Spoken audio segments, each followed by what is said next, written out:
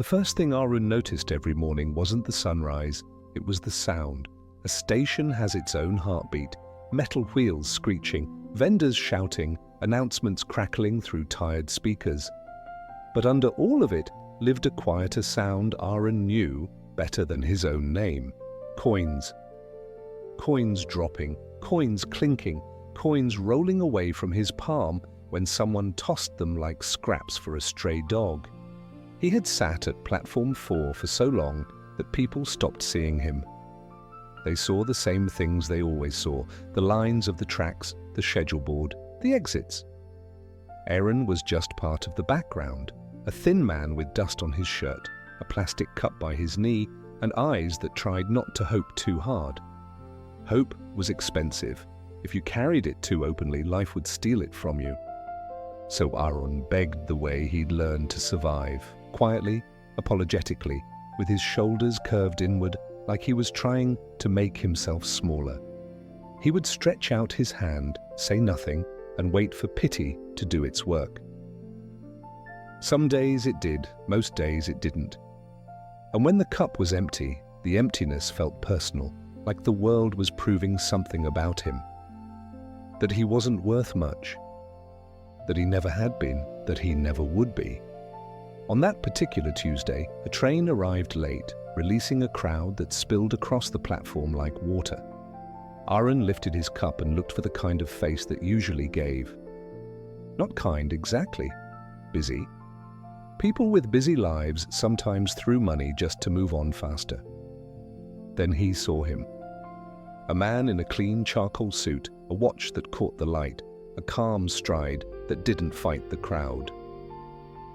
He carried a slim leather bag and walked like he knew exactly where he was going, as if the station worked for him.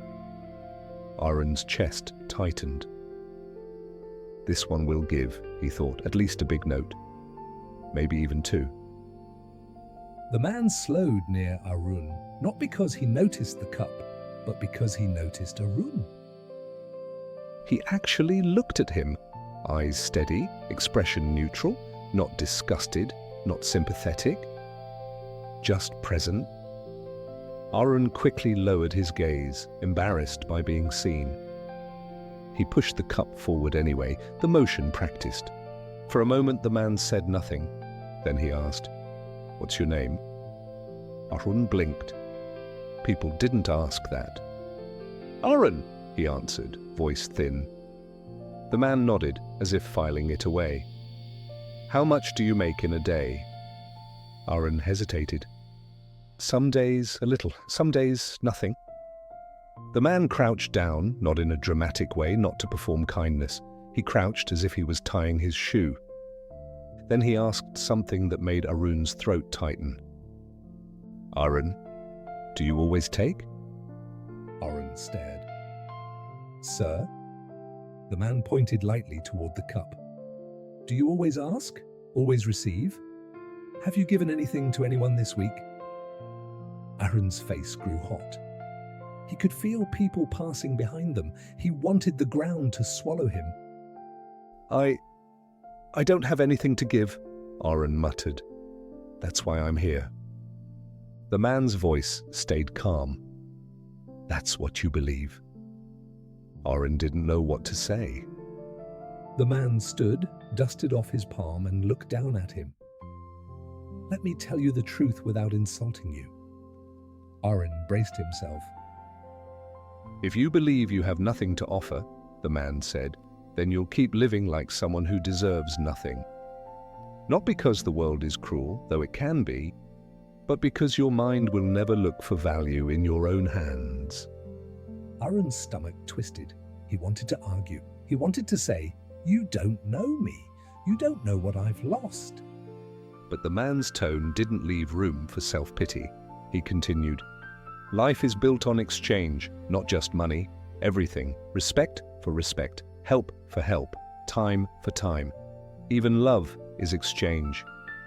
Arun's lips parted. "So, people shouldn't give to the poor?" The man shook his head. "People can give. Compassion is real, but if you want to change your life, you must stop selling your pain.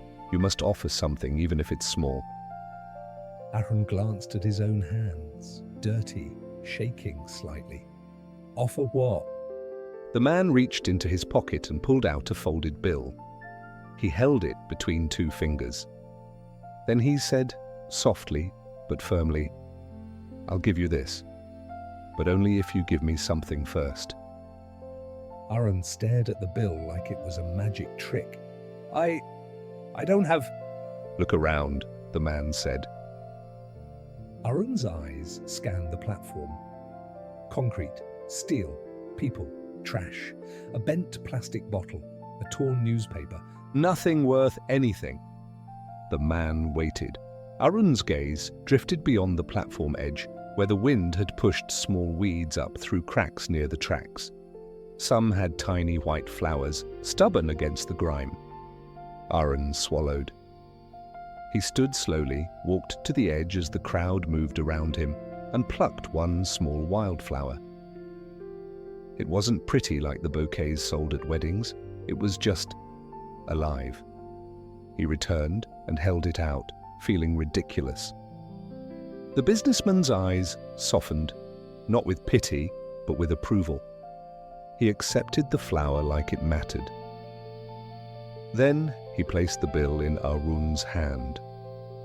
"Good," the man said. "Now you've made an exchange." Before Arun could ask his name, the man slipped into the moving crowd. He didn't turn back. Arun stood there holding a single flower stem and a bill that felt heavier than money. It felt like a challenge. That night, Arun didn't sleep much. He lay under a thin blanket behind a storage shed and replayed the conversation in his mind. The man's words came back like echoes in an empty hall. Stop selling your pain. Offer something. Look for value in your own hands. For the first time in a long time, Aaron felt something besides hunger. He felt angry, not at the businessman, At himself. because deep down he knew the man had named something true. Aaron had been living like a person who had already accepted defeat. Begging wasn't just what he did, it had become who he was. And identity is a cage you decorate until you forget it's locked. The next morning, Aaron sat at platform 4 again, but he didn't put the cup out. He just watched. He watched how people moved, rushed, distracted, lonely even in crowds. He watched the woman wiping sweat from her forehead while carrying 2 heavy bags. He watched the old man searching for a bench. He watched a little boy clutching his mother's hand, yawning. He thought, everyone is carrying something. 2 days passed like that. Aaron earned almost nothing. His hunger became sharp. His pride became sharper. On the 3rd morning, he did it. He walked beyond the platform where weeds grew and gathered wildflowers, small ones, plain ones, yellow and white and purple, the kind that survived without permission. He tied them together with a thin strip of string he found near a vendor stall. Then he returned to platform 4 and sat down. He placed the little bundle beside him. He took a deep breath. When the first passerby slowed, Aaron held up the flowers and said, "For you." The man stopped, confused. "For me?" Aaron nodded. His voice shook. "Yes, if you want. A small flower. Any coin in exchange." The man laughed once, not cruelly, just surprised. He dug into his pocket and dropped a few coins into Arun's cup. Then he took a flower and tucked it into his shirt pocket. He walked away, smiling. Aaron blinked, stunned. That smile, small and real, hit Aaron harder than the money. Because it wasn't pity. It was appreciation. More people came. Some ignored him, but some stopped. A young woman accepted a purple blossom and said, "This is sweet." She gave him a note bigger than Aaron expected. A tired father took 2 flowers for his children. They squealed as if Aaron had handed them treasure. An elderly man took one gently and said, "I used to give these to my wife." He placed a coin into Aaron's hand, not tossing, but placing. Arun noticed something strange. When he offered something first, people treated him differently. They looked at him longer. They spoke to him. They didn't flinch like he was contagious. And the money came easier.